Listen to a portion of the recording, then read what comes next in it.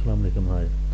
अपने last video lecture में if function और आर जो कंडीशन ऑपरेटर है इनके साथ मिलकर एक फार्मूला हमने डिज़ाइन किया था और अभी उसमें थोड़ा सा इजाफा करते चलते हैं और एंड ऑपरेटर जो है उसको भी साथ मिलाते हैं। एंड कंडीशन ऑपरेटर इसको इफ़ के साथ इफ़ फंक्शन के साथ मिलाकर एक फार्मूला बनाएंगे। तो वर्कशीट हमारी वही है जिसमें हम जॉब एलिजिबिलिटी के हवाले से एक वर्कशीट बनाई थी। 18 साल से कम, 18 ईयर से लेस और 30 ईयर से ज़्यादा जो लोग हैं वो एलिजिबल नहीं है जॉब के लिए। तो सिमिलरली अब मैं एक और क्राइटेरिया डिफ़ाइन करता हूँ और उस क्राइटेरिया में ये है कि टाइपिंग स्पीड मेंशन कर देता हूँ कि अगर टाइपिंग स्पीड 40 से ज़्यादा है और सिमिलरली एक और लैंग्वेज ले लेते हैं, उसमें से उर्दू ले लेते हैं, उसमें टाइपिंग स्पीड अगर 25 से ज़्यादा है तो बंदा एलिजिबल है, अदरवाइज़ वो एलिजिबल नहीं है। आइए एक्सेल की तरफ चलते हैं।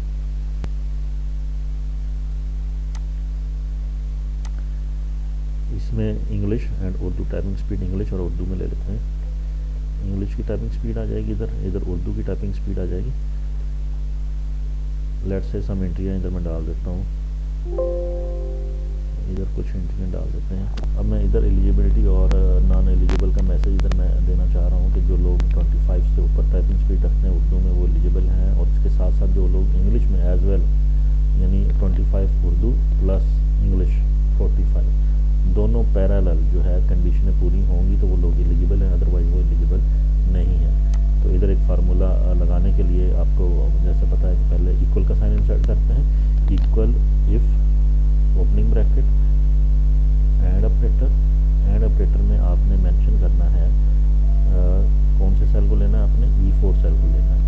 E4 सेल जो है ये ग्रेटर दैन इक्वल टू 45 है। सिमिलरली F4 सेल लेना है, F4 cell greater than equal to 25, bracket close and operator की ब्रैकेट क्लोज। अब कंडीशन अगर दुरुस्त होने की सूरत में यानी दोनों अगर मीन टू से दोनों अगर कंडीशनें दुरुस्त हैं एंड ऑपरेटर के साथ दोनों कंडीशनें दुरुस्त हों तो हमारा आंसर फाइनल आंसर दुरुस्त समझा जाता है। तो अगर ये कंडीशन फुलफिल हो रही है, दुरुस्त है, तो हम इधर मैसेज देंगे एलिजिबल,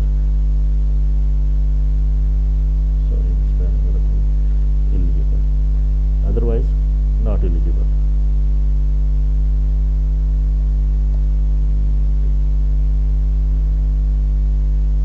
इफ स्टेटमेंट की क्लोजिंग ब्रैकेट और एंटर करें और ये देखें इसको। अब आप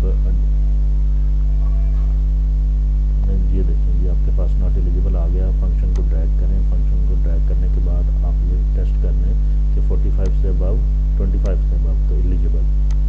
44 स्पीड में वन वर्ड इसका रह गया, ये 45 होता तो ये एलिजिबल था। ये नहीं चेक कर लें, ये 45 हुआ तो एलिजिबल हो गया। ये भी नॉट एलिजिबल है, जब तक दोनों कंडीशनें फुलफिल नहीं होती तो ये एलिजिबल नहीं होगा, अदरवाइज ये नॉट एलिजिबल रहेगा। तो एंड ऑपरेटर में अगर आप देखें तो एंड ऑपरेटर में जितनी भी कंडीशन दी गई हैं वो सारी की सारी दुरुस्त होनी चाहिए, तब आपका आंसर जो है फाइनल आंसर जो है वो ट्रू होगा, अदरवाइज फॉल्स होगा। जबकि आप ये आर ऑपरेटर अगर चेक करें तो इसमें सारी की सारी कंडीशन दुरुस्त होने की ज़रूरी नहीं है।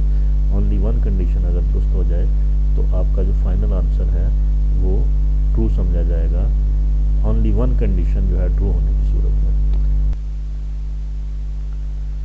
अच्छा, इसको ज़रा मज़ीद रिफ़ाइन कर लेते हैं इस वर्कशीट को। एक्चुअली हमें जो कंडीशन है हमारे पास जो कंडीशन है वो 4 कंडीशनें थी।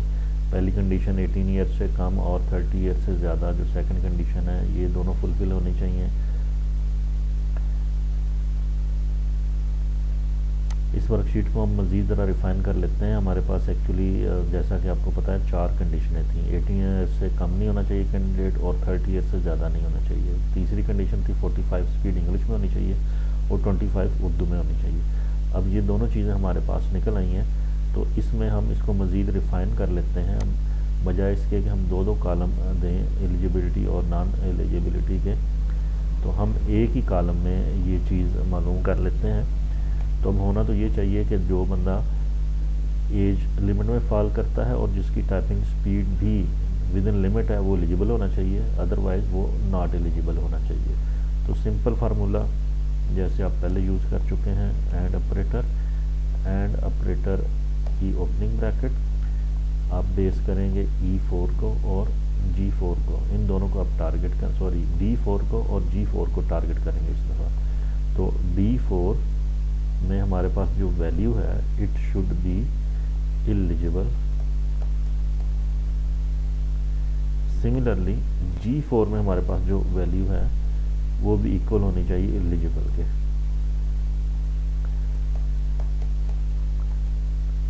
अगर ये दोनों वैल्यूज़ एलिजिबल के इक्वल आती हैं तो हमारी कंडीशन फुलफ़िल होती है।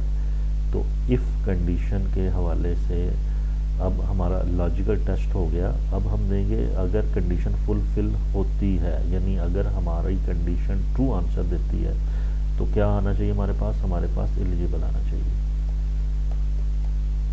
और अगर कंडीशन हमें ट्रू आंसर नहीं देती तो हमारे पास क्या आना चाहिए, नॉट एलिजिबल आना चाहिए।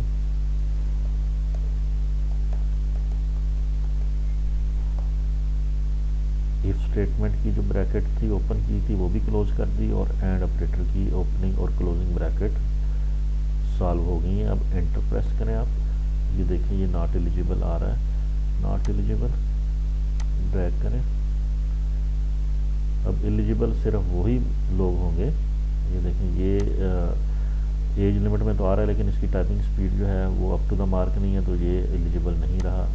ये कैंडिडेट जो है एलिजिबल आ रहा है लेकिन इसकी typing speed up to the standard नहीं है, तो ये नॉट एलिजिबल है। ये एलिजिबल बन रहा है, क्यों बन रहा है कि इसकी टाइपिंग स्पीड भी विद इन लिमिट है और एज भी विद इन लिमिटेड। तो अब हम D4 और इन कॉलमों को हाइड कर लें ताकि हमारी वर्कशीट जो है वो देखने में खूबसूरत लगे।